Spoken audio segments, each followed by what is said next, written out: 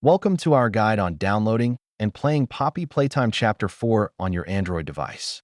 Released in 2025, this new chapter promises even more thrills and chills. Before you dive in, let's check the system requirements for your Android device to ensure a smooth gaming experience.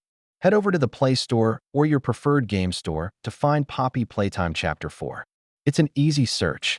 Follow these simple steps. Search for the game, select it, and hit download. It's that easy. Once the download is complete, tap Install and watch as the game gets set up on your device.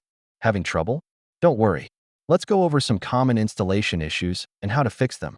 Now that you've installed the game, let's quickly explore its user-friendly interface and controls. Ready to play? Here are some essential tips to help you jump into your gameplay experience confidently. Don't forget, the Poppy Playtime community is here to help. Join forums and social media groups to share your experience. That wraps up our guide. Be sure to share your gameplay experiences and let the fun unfold in Poppy Playtime Chapter 4.